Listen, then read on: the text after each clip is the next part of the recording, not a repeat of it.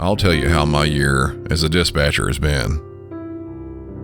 I'm willing to bet that it's just about the same as every other dispatcher out there. You can simply name any emotion at all. Anger, happiness, surprise, disappointment, affection, disgust, worry, curiosity, any of them really. And chances are, we felt that emotion somewhere during the past year. To give you a quick idea, I just took one on Christmas morning that was from an alarm company wanting to report a Zone 4 burglar alarm, but had no clue as to what Zone 4 is. You would think that an alarm company would want to know if Zone 4 is a kitchen or a living room or a bedroom. But no, they don't sometimes. Hearing that over and over, you might get a little bit disgusted out of it. Then the next call, a woman was calling for a homeless man that, while sitting around a fire at a homeless camp all night just to stay warm, he inhaled too much smoke and was having trouble breathing. It was truly frigid the past couple nights, and this man was just trying to stay warm. That's a bit humbling when sitting here thinking about it in a warm room recording this episode. So for me, a lot like most other dispatchers, even though it's probably been a normal year, mine still had its ups and downs, filled with all the emotions I mentioned before and more. Point is, with all this, here we are at the end of another year, and a lot in the world has happened. Same here on the podcast too. I've covered some cases, some good, mostly bad, some life-changing, and some life-ending, but always try to do so in a way so all of you can get maybe a glimpse of what it's like to be a dispatcher. So today, in this episode, I'm going to end the year out just like I described here. I have quite a few calls that will hit on bits of several different emotions. I've hit y'all pretty hard the past few weeks, so maybe I'll sneak something good in there too. Welcome back to Music City 911.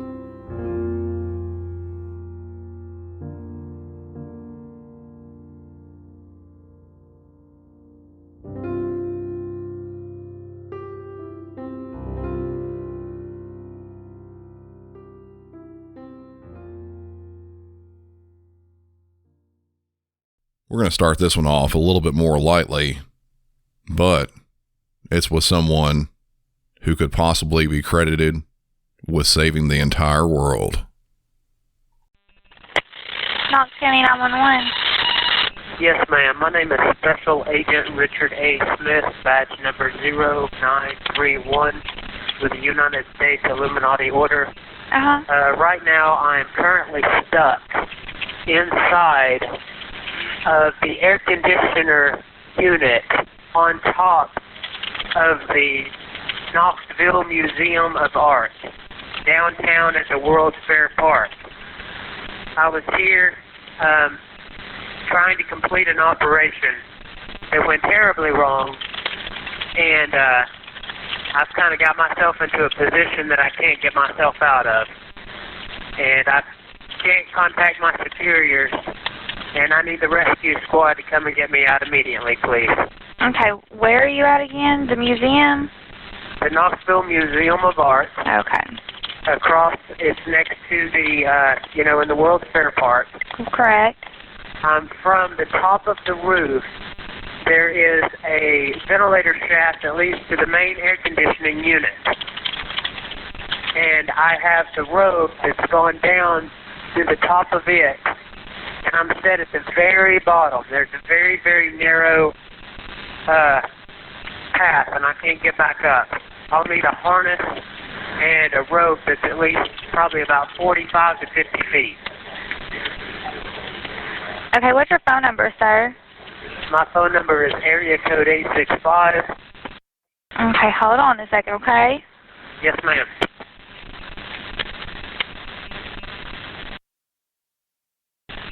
Sierra Mike, India Tango Hotel 423. Please come in. Sierra Mike India Tango Hotel 423. Please respond. Over. Son of a...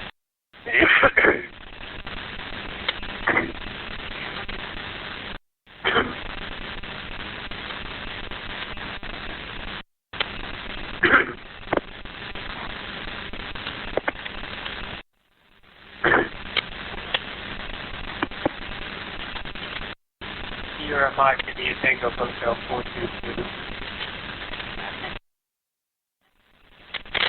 Hello. Sir? Yes, ma'am. Okay, who are you with again? I'm Special Agent Richard A. Smith, badge number 0931 with the United States Illuminati Order. I'm sorry, the United States what? Illuminati Order. You won't be able to find that on your national... Okay, and you're saying the Illuminati Order, right? Yes, ma'am. Okay. Okay, well, we'll go ahead and get this over to dispatch, okay? Thank you kindly. Thank you. All righty. Bye-bye. Bye-bye. This man here, Richard Anthony Smith, who was just 25 at the time of this incident, called 911 a little after 4 a.m. He was on a mission to save the world, being not just an employee, but an agent with the United States Illuminati Order. His mission was to enter the Knoxville Museum of Art via the heating and air system, using a flagpole rope to lower himself down, navigate the labyrinth of vents down to the basement where a Soviet bomb was lying hidden in a blue plastic cow sculpture, and then defuse it. Unfortunately for him, he got stuck in the vents on his way down. And he also relayed later that even if he did make the journey from the top to the bottom of the museum, it would have all been for naught, being that he was ill-informed of the correct location of the explosive device, which was actually in Memphis. Police and fire units were sent to the scene to investigate and locate this secret agent, and when they finally found him, his first words were, "Mission failed." I'd say so. Smith was arrested for burglary and was later sentenced to mental health treatments. This was not his first run-in with the law, though.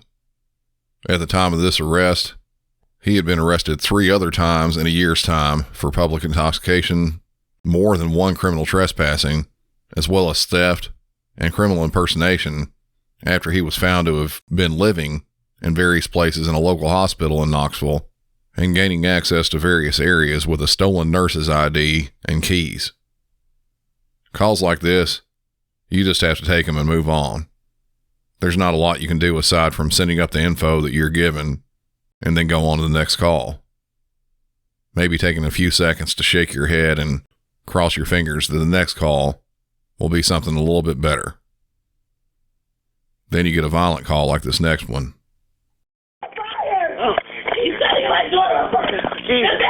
Hello, 911 Haven. Oh my God! Oh, sir, please send the police to 14 Market Street. 14 Market Street, what's the problem? I don't know, sir. My neighbor came downstairs and set her husband set the baby on fire. I don't know. The lady's screaming right now. I don't know, sir.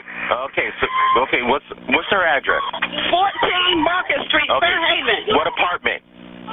Second floor. Okay, stay on the line for the police. We'll start out the fire department too, okay? Please send some help. The girl is burnt. She got burnt marks all over her. My daughter.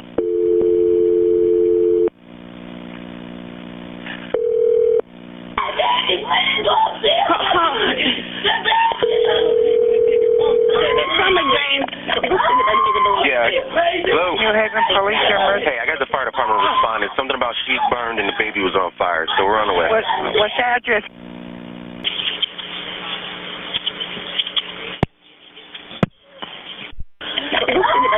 Yeah. Hello? New Haven Police Emergency. Hey, I got the fire department responding. Something about she's burned and the baby was on fire, so we're on the way. What's the address, honey? 14 Market Street. 14 Market Street? Yes. My daughter is upstairs. Oh my God. Oh my God. Is the house on on fire? No. She said the man set her baby on fire. The girl had Who set the baby on fire? The boyfriend. The man. The girl is full of burns. Oh my God! It's a baby that's on fire? But he burnt the lady is burnt. She has burnt marks all over her body. Okay, so the lady and the baby is on fire? Yeah, that's the lady screaming right now. Okay, honey. The medical's on way. Okay. And how bad is she burnt? Burnt badly. Okay. The mother and the baby was burnt? Just the mother. Okay. She's secure. I'm looking at the baby right now. Oh my God! Do you know the guy's name? Howard. Which way did he go? Howard Stewart. Black male? Black male, bald-headed, light skin. Don't hang up on me, honey. Stay with me, okay? Okay. Don't hang up on me. Stay with me, okay? We gotta try to find this guy. Okay, I can hear. Okay. Oh my God, I'm so sorry. That's okay. Oh my God, I'm so sorry. Okay, Stewart, which way did he go? Black male? Yeah, which way he went? Okay, he's light-skinned. Light-skinned? Headed. He's about 5'7". You gotta swing this fucking bring the ass over here. They coming. I still need to get information, so we try to catch him. Light-skinned, bald head. Yeah. Okay, do we have a car? Which way did he go? What is he He wearing? doesn't have a car. He's on feet. Okay. He's on fire. What is he wearing? What is he wearing? You know? Oh, he has a black hoodie. A black hoodie. Okay. A black hat. A black hat. Okay. Jeans and an orange shirt. Some blue jeans and an orange shirt. Okay, got it. Upstairs on fire. Oh, send the fire department to him. The fire department is on the way. He did what? They on the way. I'm sorry. He set what on fire? He set the lady on fire. Right. Whatever he did, it affected the house. Okay, so the house is on fire now? Yes. Okay, do everybody need to get out? Oh, Jesus. Lord, have mercy. Tell everybody to get out of the house, honey. Are you on the cell phone? Yeah. Okay, walk out with the phone. Walk out, get everybody out. Not the baby, the mother. The mother. And the house is now on fire. He set the mother on fire. The baby's okay. And now the house is on fire. What's that number, Cora? The phone number. She said she was on the cell.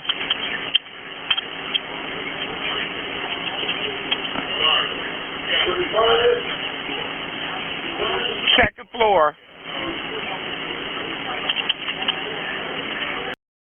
Harold Stewart, who was 50 years old at the time of this call, had been with his girlfriend, Christina, and her 2 daughters.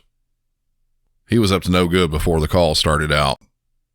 One of the daughters, who was 12 years old, told her mom that Howard had been touching her inappropriately.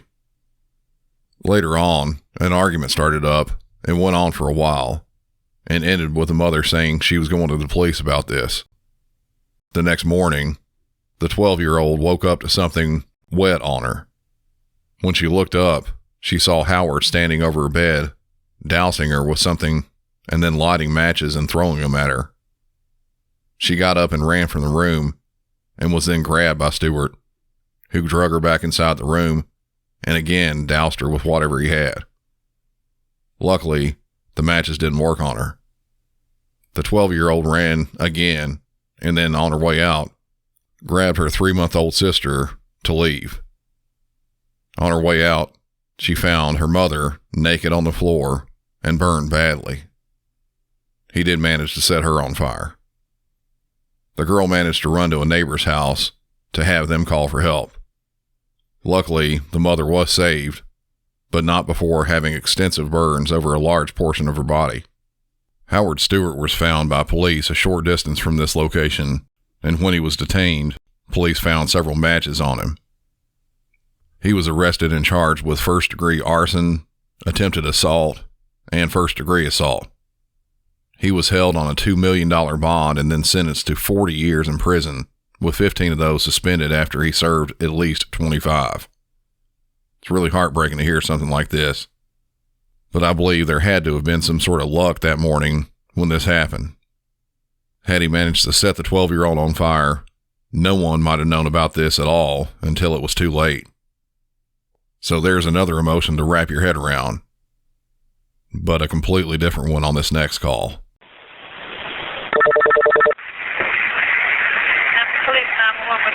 What's up?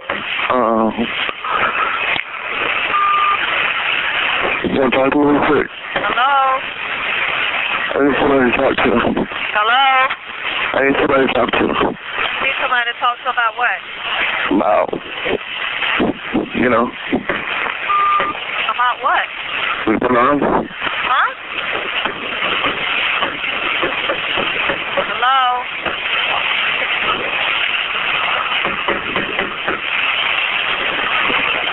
Hello? You want to talk to me? I can't hear you. Where are you at? I'm my house. Where's your house? I'm on Luther King. Martin Luther King and what? By the cemetery. What? By the cemetery. Okay, give me the address so I can get you some help. You gonna give me some help? Yep. Huh? Yeah, give me your address. You gonna come see me? Yeah, give me your address. Yeah? What is your address? Where are you at? You gonna come see me? Where are you? I'm on. Give me the address. Are you gonna come see me? Yeah, if you give me the address. Is that a house or an apartment or what? It's an apartment. Is there an apartment number you're in so I know where to come at? What are you gonna do when you get here? Huh? Huh? You gonna put that in your pants? I can't understand. I'm gonna put that in your pants when they fuck you. What? You tell me your apartment number? You will? Yeah. Your apartment? What is your apartment number? Room number, I'm in the bathroom. Huh? I'm in the bathroom. So that's a house or an apartment or what? It's an apartment. You'll talk to me?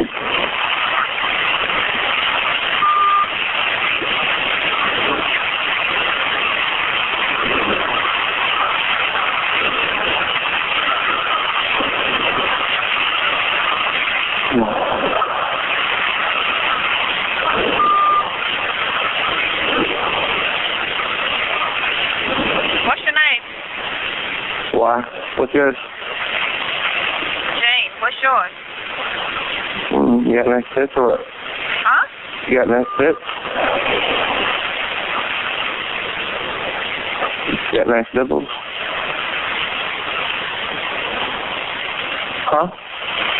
I don't know. What do you mean you don't know?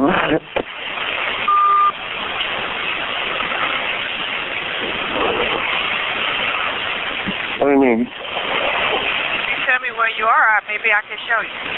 Huh? Tell me where you are, maybe I can show you. Alright. Okay, but what apartment? It's inside the house. So it's a house? Yeah.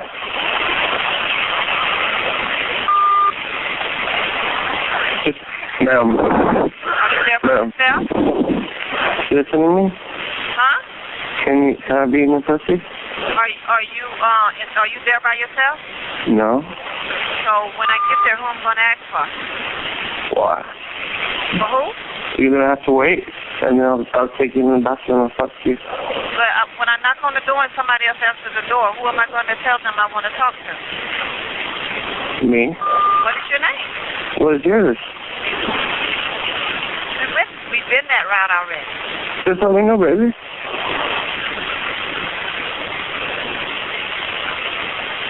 I want to come, man. I want to fuck you.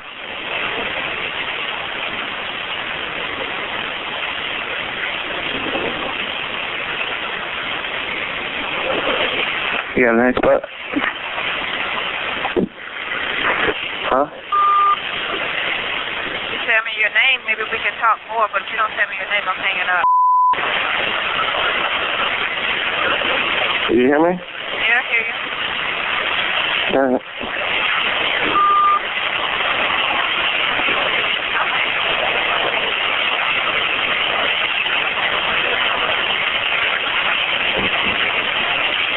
You gonna fuck this baby?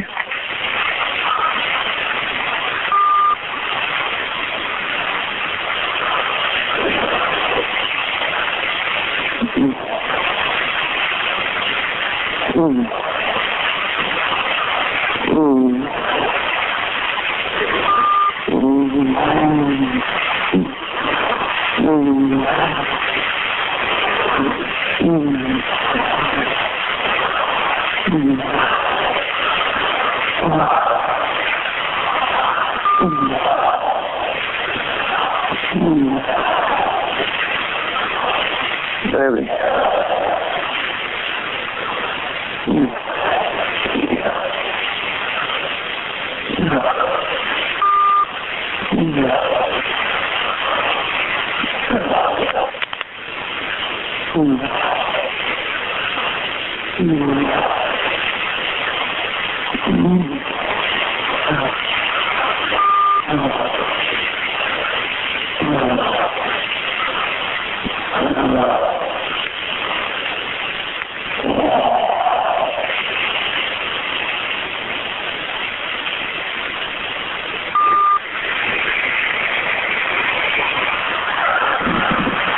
I'm just like, you don't say it. Huh? What? I say I'm Martin Luther King. Huh? Huh? Told me you were on. No, I'm not. I'm lying because I wasn't taking my address. I thought that was all over. I'm gonna find you if you don't tell me where you're at. Mm-hmm. Just want you to come over there. Now I'm trying to come and now you're supposed to come. All right, I'll tell you where I'm at. 413.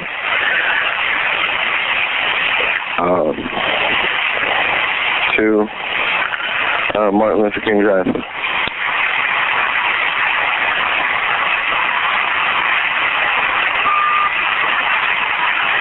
Oh, 42. No. 413 to Martin Luther King Drive.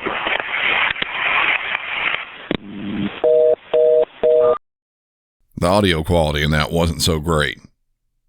I think you can probably tell what he was getting at, though, during most of the call. Believe it or not, he actually called back. This one's a little bit shorter than that last one.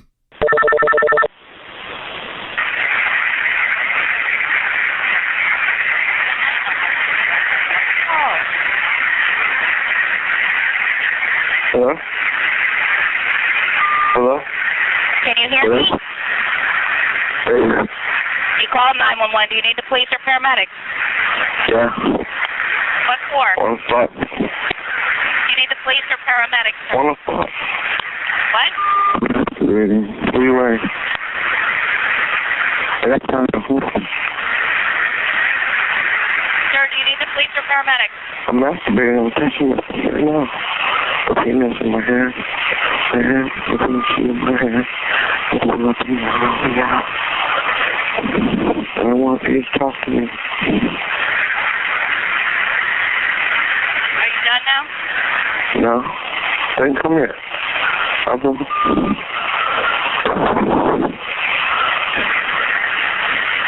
wonder how well you'll do when you're in jail for playing this song. I'm not gonna be. At first, I wasn't sure if the first dispatcher knew what was happening or not, but later on it seemed pretty evident that she knew what this man was trying to do and was the reason she was sort of playing along with it and trying to get his address. The man's name on the call is Joshua Basso. In the police report, he stated that he was going to do some laundry, but the washer was broken. He then had some breakfast and then decided to go into the shower for some fun. After being located by police, he said that he ran out of minutes on his phone and that he could only dial 911, so he was using that to try and solicit some sex. It was a bit hard to tell from the bad recordings on his end, but he was asking some pretty beyond inappropriate questions, asking, in lesser terms I might add, if the dispatchers had very specific, nice body parts and if they wanted to have sex with him. Those weren't the words he was using, though. He claimed he wasn't masturbating while on the phone, but I'm pretty sure that wasn't true from the sound of it. Police arrested him and charged him with multiple counts of making false 911 calls.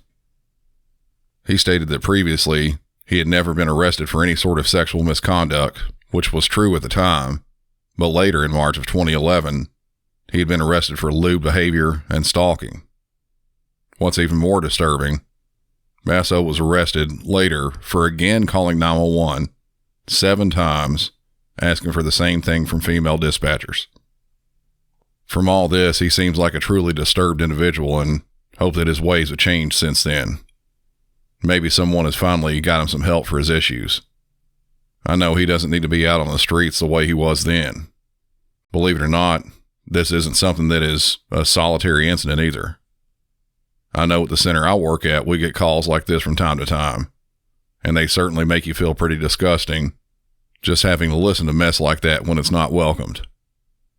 If you're a dispatcher out there and have had similar, hop on the discussion group on Facebook and let me and everyone else know your story on this.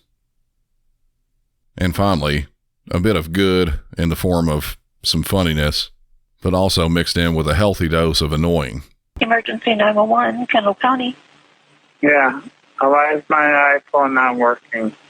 What's not working? My iPhone. My whole phone's not working right now.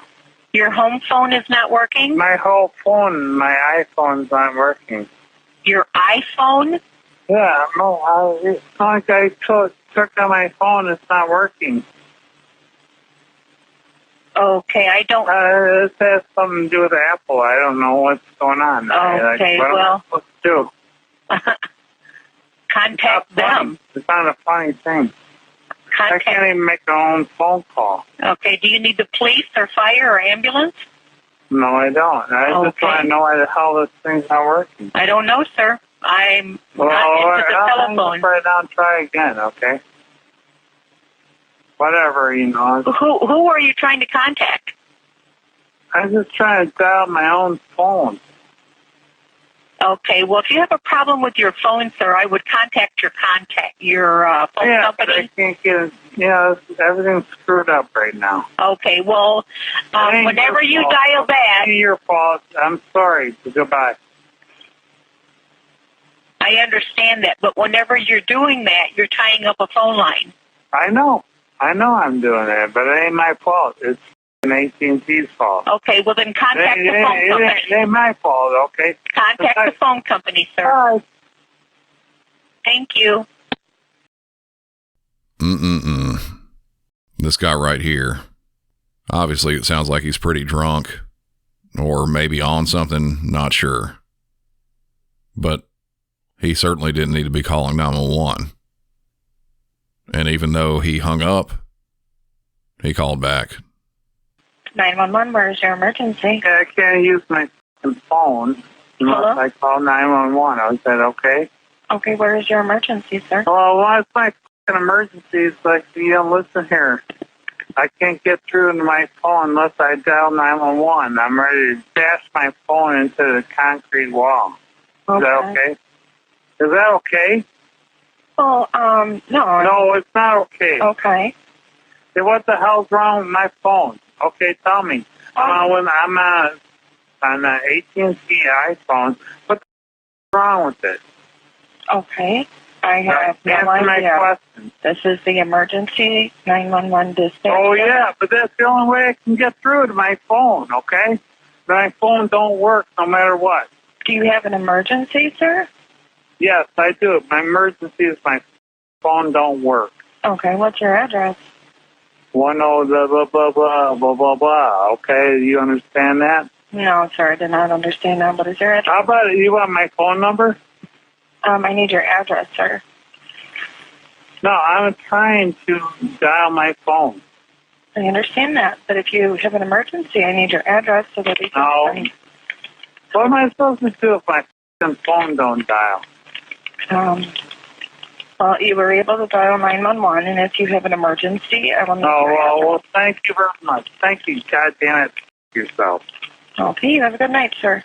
14... How about I smash this phone on the floor, okay? Why can't I dial the numbers I used to be able to dial? That is... I do not know that. Why don't you know that, okay? Is that... Do you have what is your address where you're at, sir? I'm not dying. Don't worry. Don't send a police or nothing nowhere, okay? Well, maybe they could help you Well, no, the problem is that the scam phone don't work. No, I understand, sir. Well, why can't you direct me to the AT&T people? Unfortunately, we are a 911 dispatch center, so therefore we dispatch don't worry, there's fire. no emergency here.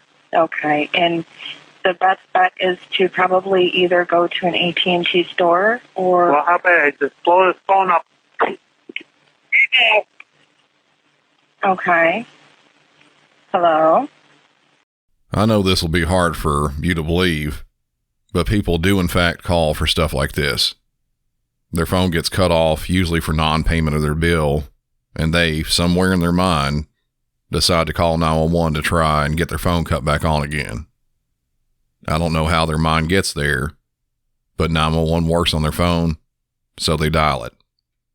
Sometimes they listen and understand that we don't work for any cell phone carrier at all, and that we can't turn their phone on, but sometimes, like this guy, they just keep on. No answer will do for them unless it's cutting their cell phone back on. Just because we're on the other end of the phone doesn't mean we can fix their phone issue.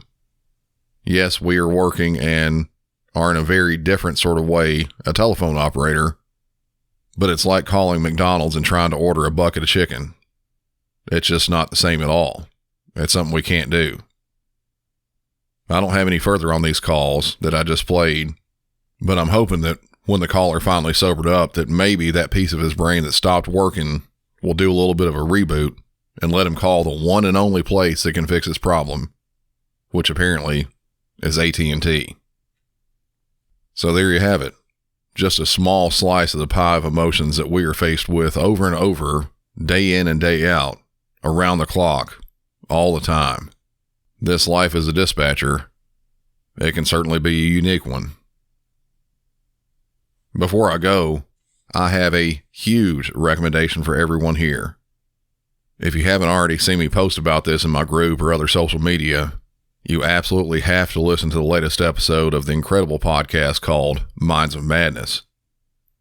Episode 145 was just released a week ago, and it is easily the most detailed account of the Nashville Christmas bombing I've heard. The episode is expertly done in all aspects, and, a good bonus, I'm a featured guest on it. It was truly a remarkable experience to be a part of this, and I can't stress enough how good of an episode it turned out to be. Every single person listening to this show right now should immediately jump over and have a listen to episode 145 of Minds of Madness. I promise you'll enjoy it. Here's a trailer if you're unaware of that show. The Minds of Madness is a true crime podcast that explores what causes ordinary people to do unthinkable things. I'm Tyler, and as the host, I'll take you every other week through some of the strangest cases, examining shocking murders from every angle, like a freeloading son in Tennessee who dismembered his parents after being financially cut off, or the disturbing case of an elderly man in Australia who washed his wife's remains down a storm drain after dissolving her body in acid, or the dad in Louisiana who shot his son's martial arts instructor on live television in an act of vigilante justice. Follow The Minds of Madness today on Apple Podcasts, Amazon Music, or wherever you're listening now. For all the new listeners out there, and anyone else for the matter, be sure to follow on all social media, each of which is linked in the show notes. Drop a 5-star rating and leave a review wherever you listen. And if you'd like to support the show, you can do so in a few different ways. You can start by becoming a member over at Patreon for ad-free and bonus episodes, one of which was released just last week. You can also pick up some extremely stylish Music City 911 merch at the merch store, also linked below, or at my website, musiccity911.com. It's very cool stuff and has taken over all the runways at fashion shows in Paris and New York.